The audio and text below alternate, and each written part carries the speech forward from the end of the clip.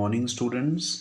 In our last class, we have discussed that water is very important natural resource for our life, right? Also, we have discussed an activity in which we have discussed that the plants and the animals found near a water region, aquatic region, or the dry region, or on the land, all of these plants and animals will have the different characteristics. That thing we have discussed in our last class, right? Now, today we are going to start with our next paragraph, in which, after compiling the results of the above two activities, think if there is any relationship between the amount of available water and the number of variety of plant and animals that can live in a given area. जो activity आपने perform की है, जब आप उनके results को देखेंगे तो आप ये इस चीज़ आप ये फाइंड आउट करेंगे कि जो रिलेशनशिप होती है between the amount of available water and number and variety of plant and animal that can live in a given area, right? मतलब कितना पानी उस अमाउंट उस जगह पे है प्लांट्स और एनिमल्स के लिए, इस चीज़ पर डिपेंड करता है कि आपको किस वैरायटी के प्लांट और एनिमल वहाँ पर मिलेंगे. If there is a relationship, where do you think you would find a greater variety and abundance of life in a region that receive 5 centimeter of rainfall in a year, or a region that receive 200 centimeter of rainfall in a year? अगर हम बात करें कि क्या पानी से इस चीज़ का कोई रिलेशनशिप होती है कि हमको कितना प्लांट और कितने एनिमल्स उस एरिया में देखने को मिलेंगे, जिस एरिया की हम बात कर रहे हैं, अगर वहाँ पे पानी ज़्यादा है तो क्या प्लांट और एनिमल ज़्यादा होंगे, या अगर वहाँ पर पानी कम है तो क्या प्लांट और एनिमल कम होंगे? क्या ऐसा कोई रिलेशनशिप होता है या नहीं होता, ये चीज़ डिस्कस करते हैं.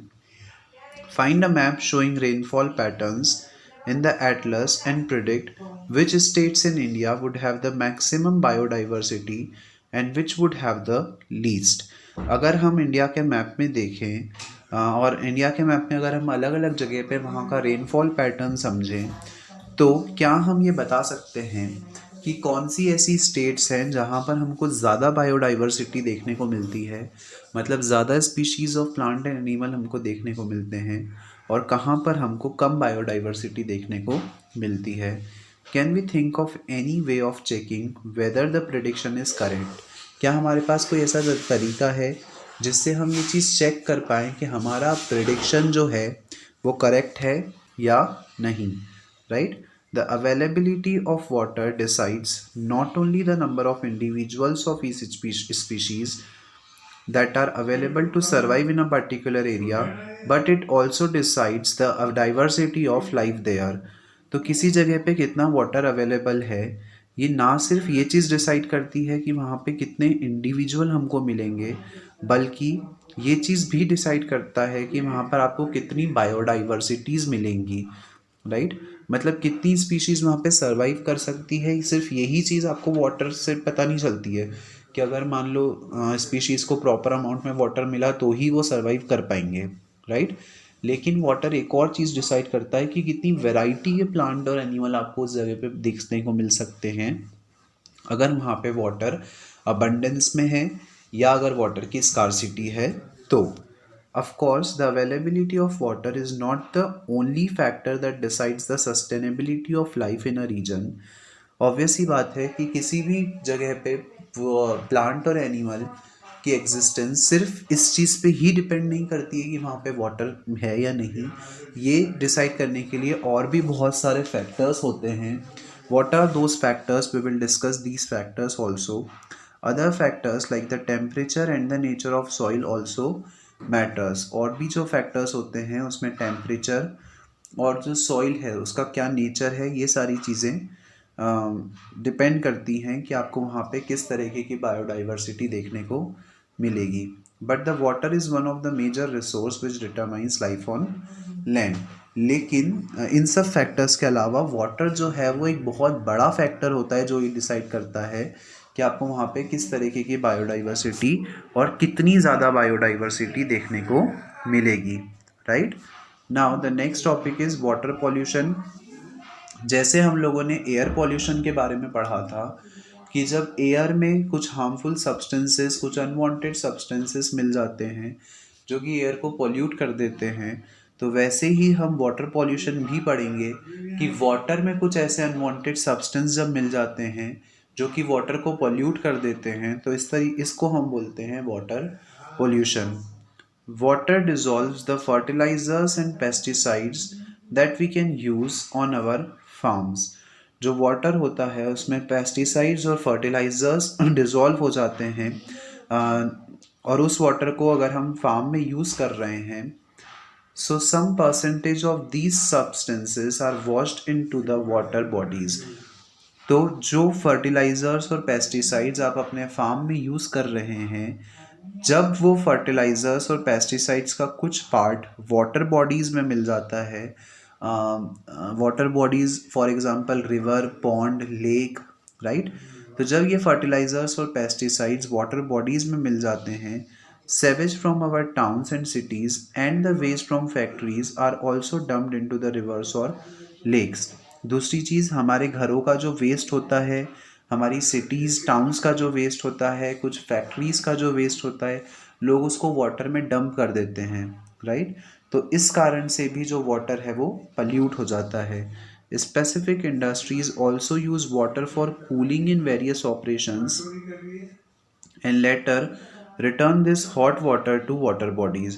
ऐसी कुछ इंडस्ट्रीज़ भी होती हैं जो कि वाटर को एज अ कूलिंग पर्पस के लिए यूज़ करती हैं, और जो हॉट वाटर होता है वो उस हॉट वाटर को फिर से वाटर बॉडीज़ में फेंक देते हैं, राइट.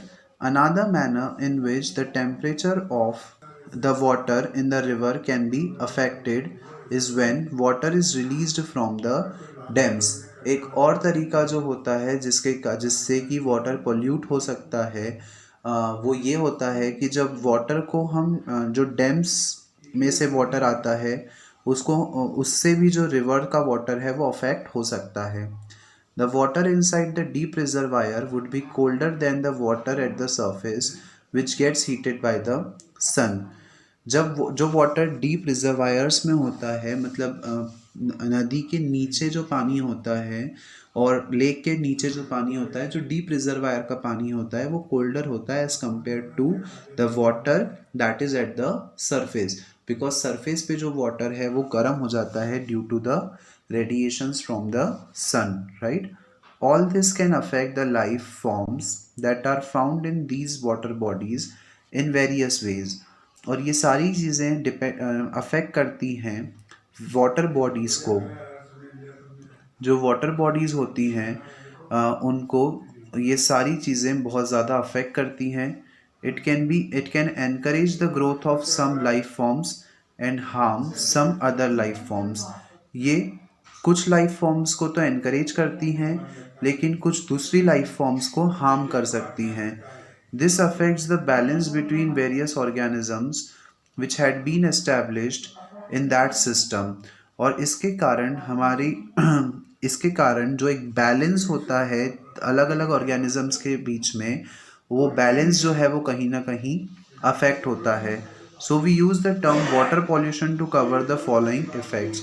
तो हम वाटर पॉल्यूशन को बहुत सारे इफ़ेक्ट समझ सकते हैं वाटर पॉल्यूशन के, कि what are the effects of the water pollution on our life and also on the life of the other plants and animals.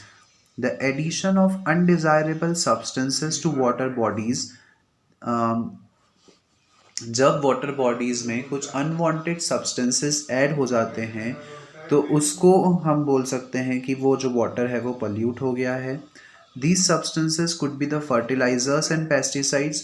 ये सब्सटेंसेस क्या क्या हो सकते हैं? फर्टिलाइजर्स हो सकते हैं, पेस्टिसाइड्स हो सकते हैं जिनका हम यूज़ करते हैं फार्मिंग में, और they could be the poisonous substances, और ये किसी तरीके के पॉइजनस सब्सटेंस भी हो सकते हैं like mercury salts which are used by paper industries. जो पेपर इंडस्ट्रीज़ में मर्क्यूरी सॉल्ट यूज़ होता है उसको भी अगर वाटर बॉडीज़ में डिस्पोज कर दिया गया है तो उससे भी जो वाटर है वो पॉल्यूट हो जाएगा. These could also be disease causing organisms like the bacteria which cause cholera. ये कुछ ऐसे ऑर्गेनिजम्स भी हो सकते हैं जिनके कारण कई सारी बीमारियां होती हैं। ये कुछ बैक्टीरियाज हो सकते हैं जिनके कारण कॉलेरा भी होता है, right. The removal of desirable substances from water bodies, जब वाटर बॉडीज में से हम इन हार्मफुल सब्सटेंसेस को रिमूव करना चाहते हैं, राइट। ऑब्वियस ही बात है कि वाटर अगर पल्यूट हो गया है तो हमको ज़रूरी है कि हम उस वाटर को क्लीन करें। सो हम उस वाटर को क्लीन कैसे करेंगे? उस वाटर में से जो अनडिजायरेबल सब्सटेंसेस हैं उनको हटाकर, right. Dissolve oxygen is use by animals and plants that live in water. अब वाटर में जब सारी चीज़ें पल्यूटेड चीज़ें भी मिल गई हैं, अनवांटेड सब्सटेंसेस भी मिल गए हैं, तो उसमें से जो वाटर बॉडीज़ होती हैं, वाटर के अंदर के जो प्लांट और एनिमल्स होते हैं, वो डिज़ायरेबल सब्सटेंसेस को अलग कर लेते हैं, राइट। तो जो वाटर में डिजॉल्व ऑक्सीजन होता है वो उस ऑक्सीजन को इनहेल कर लेते हैं जो प्लांट और एनिमल्स होते हैं। Any exchange that reduce the amount of this dissolve oxygen would adversely affect these aquatic organisms. और कोई भी ऐसा चेंज जो कि इस डिजॉल्व ऑक्सीजन को रिड्यूस करता है, उसमें कुछ कमी करता है, उसके कारण जो एक्वेटिक ऑर्गेनिजम्स हैं उनकी लाइफ बहुत ज़्यादा एडवर्सली अफेक्ट हो सकती है। Other nutrients could also be depleted from these water bodies. और जो दूसरे भी कई सारे न्यूट्रिशन होते हैं वो भी डिप्लीट हो सकते हैं इन वाटर बॉडीज में, right, because of these impurities और because of these pollutants, right? So all these pollutants can cause the decrease in nutrients in the plants and animals of the aquatic of the water bodies, right?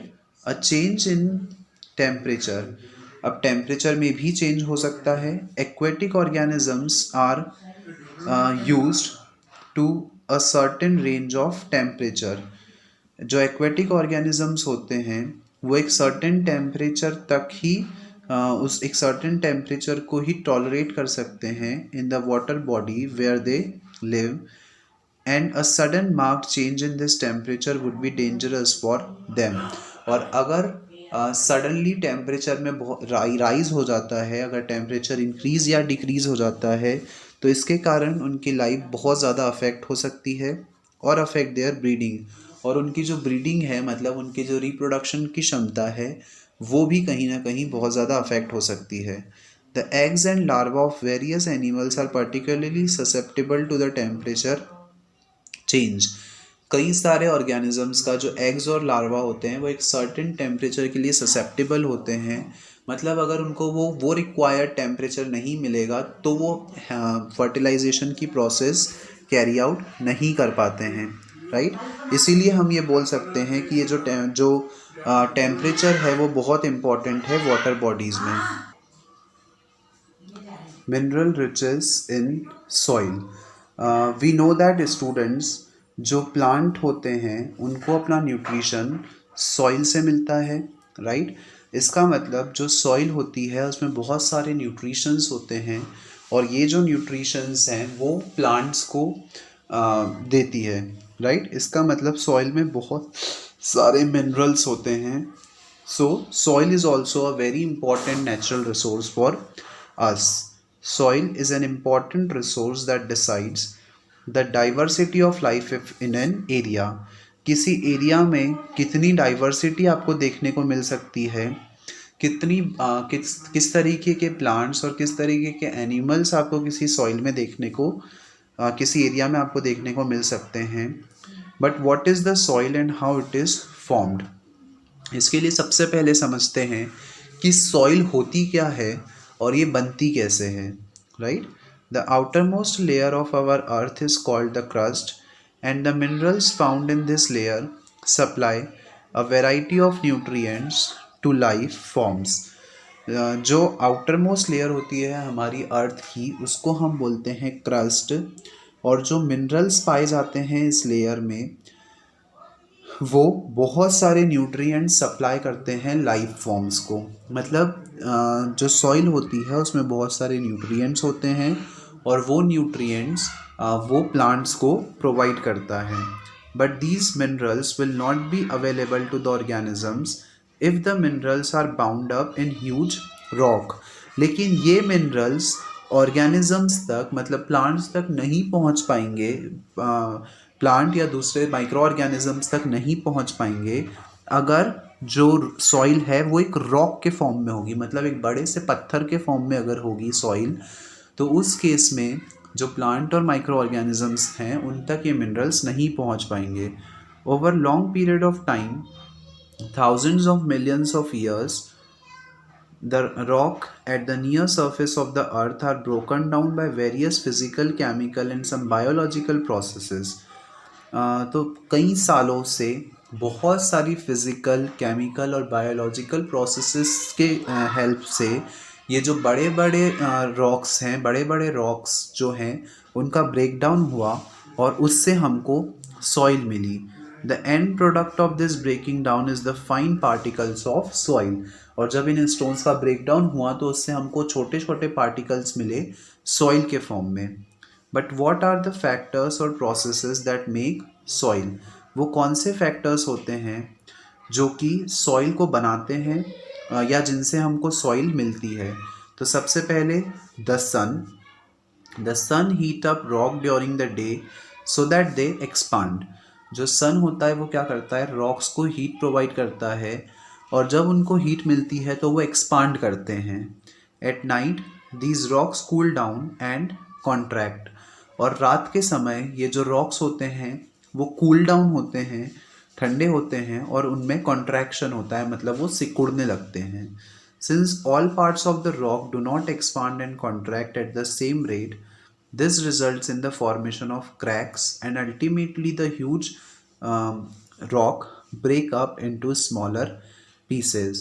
Since ये जो rock है उसमें contraction और expansion same rate पर नहीं होता है, हर एक पार्ट उस सेम रेट से कॉन्ट्रैक्ट और एक्सपांड नहीं होता है, इसलिए उस रॉक में क्या होता है, क्रैक्स बन जाते हैं. और ये जो क्रैक्स होते हैं, जैसे जैसे ही क्रैक्स बढ़ने लग जाते हैं तो उसके बाद जो ह्यूज रॉक है वो स्मॉलर पीसेस में ब्रेक हो जाता है. Right. Now the next factor that affects the formation of soil is the water. Water helps in the formation of soil in two ways. जो वाटर होता है वो सॉइल फॉर्मेशन में दो तरीके से हेल्प करता है. One, water could get into the cracks in the rocks form during the uneven heating by sun. जब सन ने स्टोन्स को, रॉक्स को हीट किया तो उसमें क्रैक्स बन गए. अब इन क्रैक्स में अगर वाटर चला जाता है तो if this water later freezes it would cause the cracks to widen. अब अगर इन क्रैक में वाटर चला गया और वाटर वहाँ पर फ्रीज़ हो गया, तो वाटर जब वहाँ पे फ्रीज़ हो जाएगा तो उसके कारण ये जो क्रैक हैं वो और ज़्यादा वाइड हो जाएंगे. Right. Can you think why this should be so? क्या आप बता सकते हैं कि ऐसा क्यों होता है? To flowing water wears away even hard rock over long period of time. Fast flowing water often carries big and small particles of rock downstream. जो फास्ट फ्लोइंग वाटर होता है वो बड़े और छोटे पार्टिकल्स को अपने साथ कैरी करता है. These rock rub against other rocks and the resultant abrasion cause the rock to wear down into the smaller and smaller particles. अब क्या होगा, ये जो रॉक हैं वो एक दूसरे को रब करेंगे और जिसके कारण उन दोनों की रबिंग के कारण बहुत सारे छोटे छोटे पार्टिकल्स जो हैं वो बनेंगे. The water then takes these particles along with it and deposit it further down its path. अब ये जो वाटर है वो इन पार्टिकल्स को अपने साथ कैरी करेगा और उसके बाद वो उसको डिपॉजिट कर देगा अपने अपने अपने पाथ में. सॉइल इज़ दस found in the places far away from its parent rock. और इसीलिए जो सॉइल होती है वो अपनी पेरेंट रॉक से कुछ दूरी पर हमको मिलती है. राइट. मतलब जिस रॉक से वो सॉइल बनी है वो हमको थोड़ी दूरी पर मिलती है. क्यों? क्योंकि वो जो सॉइल है वो वाटर के साथ फ्लो हो जाती है. Right.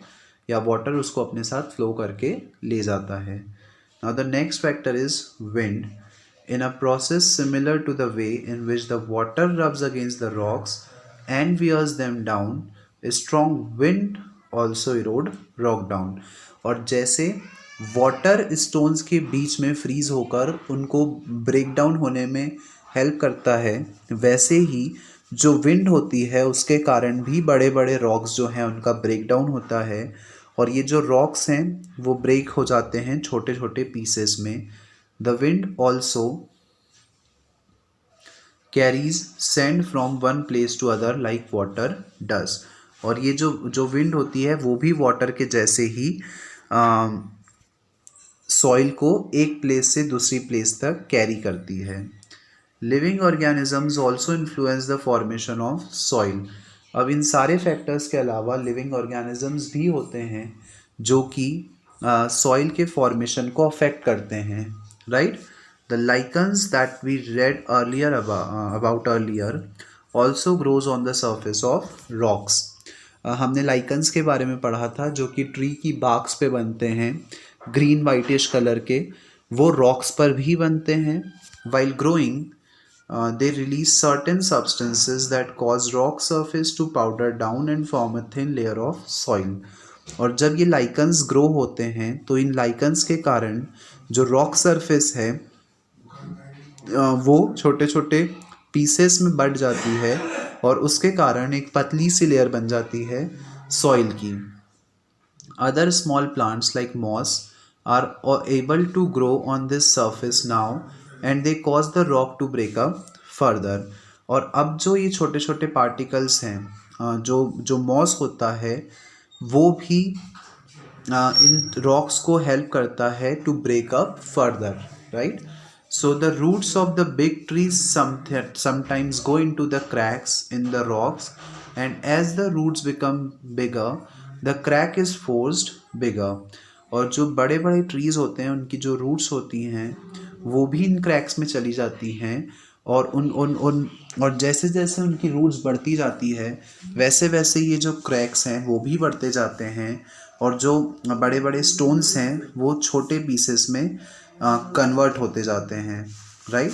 So till now students we have seen कि जो सॉइल है वो भी एक बहुत इम्पॉर्टेंट फैक्टर होता है, और सॉइल बनता कैसे वो भी हमने देखा कि जब एक स्टोन छोटे छोटे पार्ट्स में ब्रेक डाउन होता है तब जाकर जो सॉइल है वो बनता है।